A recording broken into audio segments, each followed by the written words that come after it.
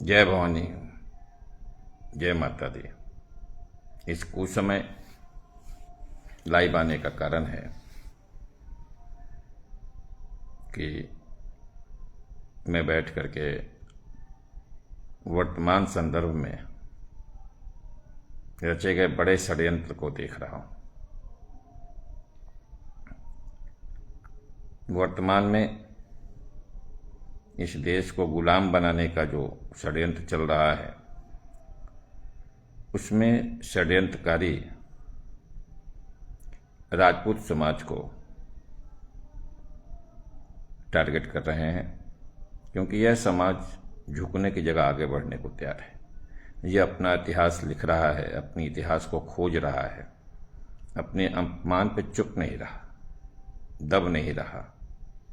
और जो देश विरोधी शक्तियां हैं, जो पूंजीवादी हैं, जो जातिवादी हैं, जो लोग देश को गुलाम बनाना चाहते हैं, विदेशियों के हाथों बेचना चाहते हैं, वह शक्तियां राजपूतों का झूठा चरित्र हनन करने, उनके इतिहास को विकृत करने और राजपूतों के जो युवा आगे बढ़ रहे हैं, व्यापार कर रहे हैं, आर्थिक रूप से समृद्धि को प्राप्त कर रहे हैं, उनको नीचे गिरा करके राजपूत समाज को बदनाम करने का षड्यंत्र चाहिए। दोस्तों, इसके साथ ही कई वर्षों से जो है एक पार्टी विशेष और संगठन विशेष के लोगों द्वारा राजपूतों की बहन बेटियों पर गलत भद्दी टिप्पणियां की गई, गलत भद्दी आक्षेप लगाए गए, और अब तो यही स्थिति आ गई है कि उनके साथ छेड़छाड़ और बदसलूकी की जा रही है। ताजा मामला छत्तीसगढ़ के माइक्रो फाइनेंस कंपनी चलाने वाले वीरेंद्र सिंह तोमर और उनके भाई का है। वीरेंद्र सिंह तोमर ने ग्राउंड लेवल से एक छोटे व्यापारी से, यानी अर्थ से फर्श तक का सफर तय किया। इस सफर में उन्होंने छोटे छोटे व्यापारियों को मदद करने के लिए, गरीब लोगों को व्यवसाय कराने के लिए योजना बनाई। अपने भाई के साथ मिलकर के, दोस्तों के साथ मिलकर के माइक्रो फाइनेंस कंपनी का लाइसेंस लिया। जैसा इस देश में श्रीराम फाइनेंस और दुनिया भर की मुथूट और जाने कितनी कंपनियां करती हैं, सैकड़ों कंपनियां इस तरह की हैं। उनकी कंपनी भी थी। उनकी कंपनी ने जो काम करना शुरू किया, तो उन्होंने छोटे छोटे व्यवसायियों, ज़रूरतमंद व्यापारियों को लोन दिया, और लोन कानून के दायरे में दिया। उनका लाइसेंस परफेक्ट है, उनके रिकॉर्ड्स परफेक्ट हैं, और उस लोन देने के बाद में लोन चुकता हुआ, उनका इतना अच्छा साख बनी कि उनका लाखों का बिजनेस करोड़ों में हो गया। लेकिन ये विवाद कैसे हुआ? उनके पीछे लोग पड़े क्यों?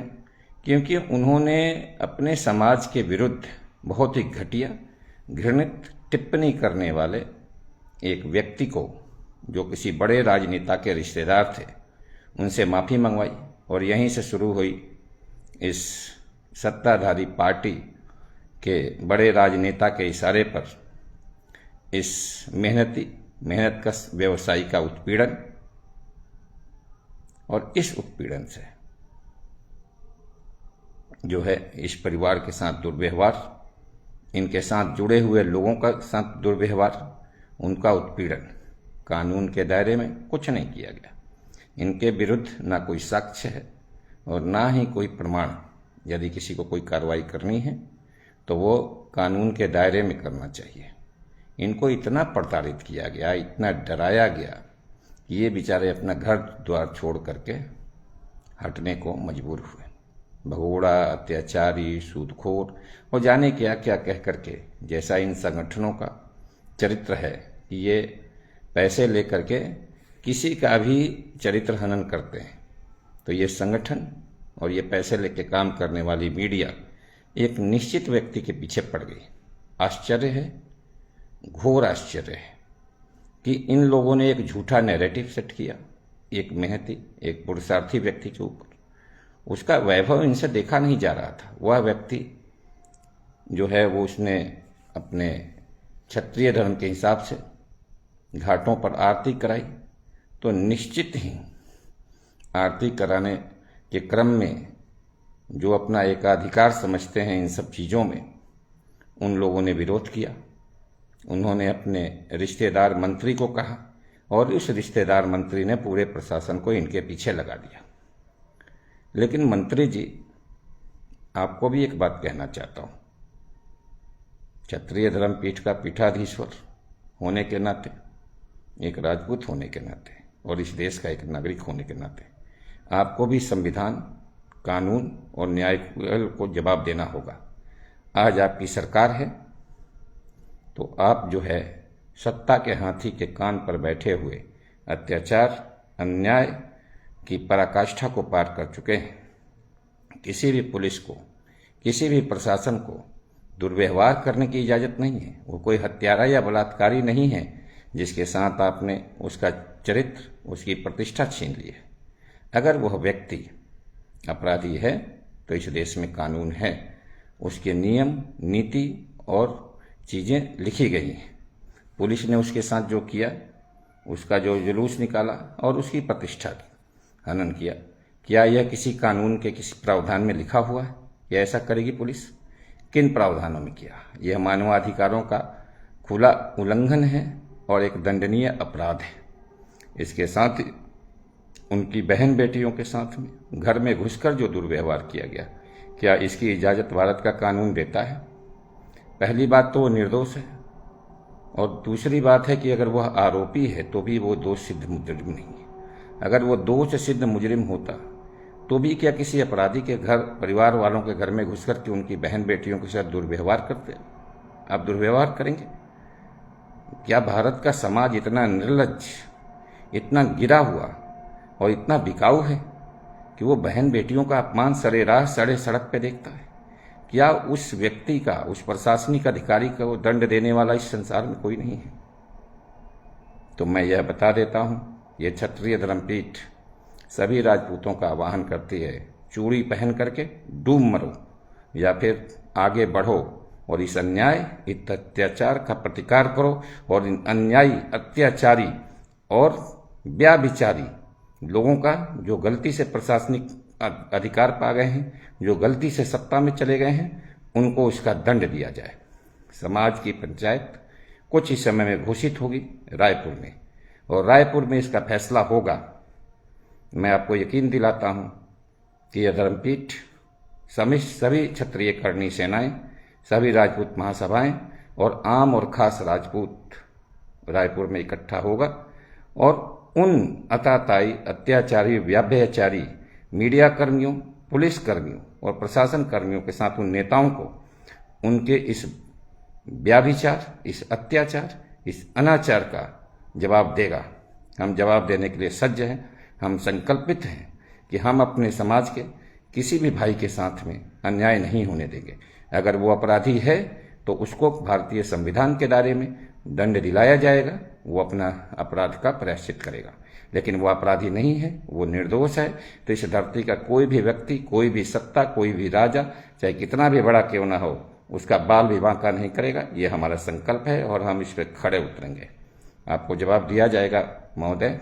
आपने जो हमारे भाई के साथ किया है, जो बहन और बेटियों के साथ जो आपने अत्याचार किया है, आपको उसका खामियाजा भुगतना पड़ेगा। या तो कानून दंड देगा, 15 दिन के अंदर में अगर बीरेन्द्र सिंह तोमर और उनके परिवार को छत्तीसगढ़ की सरकार न्याय नहीं देती, उन अपराधी पुलिसकर्मियों को और झूठा नैरेटिव चलाने वाले मीडिया कर्मियों के खिलाफ एफआईआर लिख करके कार्रवाई नहीं करती और अपराधी पुलिसकर्मियों को जिन्होंने उनकी बहन बेटियों के साथ में दुर्व्यवहार किया है, छेड़छाड़ किया है, उनको निलंबित करके जांच करके बर्खास्त नहीं करती, तो फिर राजपूत समाज इसके खिलाफ कार्रवाई करने के लिए सज्ज है। और जब वो करेगा तो इसकी जिम्मेदारी शासन, प्रशासन सरकार और न्यायालय की होगी। या तो आप कार्रवाई करें या फिर हम कार्रवाई करेंगे। बहुत ही कोशिश हो रही है कि क्षत्रिय समाज किसी भी प्रकार से हथियार उठाए। उसे बाध्य किया जा रहा है शस्त्र उठाने और शस्त्र संचालन करने के लिए। देश का माहौल खराब करने की कोशिश की जा रही है इस पार्टी द्वारा, ताकि देश में जो है वो दंगे हों, फसाद हों, और इसकी कारण वो लगातार बहु बेटियों को टारगेट कर रहे हैं, बहु बेटियों के साथ छेड़छाड़ कर रहे हैं और निर्दोष राजपूतों के साथ में अत्याचार और अनाचार कर रहे हैं। कितने दिन सहेगा ये समाज? लेकिन मैं आपको एक बात और बता दूं, इस समाज ने जब जब शस्त्र उठाया है तो न्याय किया है, और न्याय करने पर उतर आएगा तो फिर कोई सरकार, कोई सेना, कोई भी पुलिस, कोई भी प्रशासन इस समाज को नहीं रोक पाएगा। क्षत्रिय इस मट्टी के कण में है, इस मट्टी का कण कण में राजपूतों का लहू है। इसलिए चेतावनी है, 15 दिन के अंदर में असली अपराधियों को पकड़िए, निरपराध वीरेंद्र सिंह तोमर को छोड़िए और उसके परिवार के साथ में अन्याय और अत्याचार करने वालों को दंडित कीजिए, उनके खिलाफ FIR कीजिए। नहीं तो फिर राजपूत इकट्ठे होंगे, अपनी महापंचायत करेंगे, वहां पे दोषियों को खिलाफ सुनवाई होगी, और फिर मत कहिएगा कि क्या हुआ और क्या नहीं हुआ। जय हिंद, जय भवानी। तैयार रहो दोस्तों, लड़ाई बड़ी है। अत्याचारी, अनाचारी, व्याभिचारी और इस देश विरोधी, राजपूत विरोधी शक्तियों के खिलाफ एकजुट होकर के सारा राजपूत समाज खड़ा है, खड़ा रहेगा और इन सबको दंडित करेगा। मैं आप सबसे आह्वान करता हूं कि जिस समय आंदोलन की तिथि, स्थान तय हो जाए, उस समय एकदम से आना है और खाली हाथ नहीं आना है। झंडा अपना अपना केसरिया झंडा लेके आना है, झंडा लेकर के ही आना है। संविधान के दायरे में, कानून के दायरे में ही सही, लेकिन यह आंदोलन होगा, संघर्ष होगा, और हमें दबाने की अगर कोई कोशिश हुई, बदतमीजी की कोशिश हुई, तो उसका प्रतिकार और समुचित उत्तर दिया जाएगा। जय हिंद, जय भारत, जय भवानी।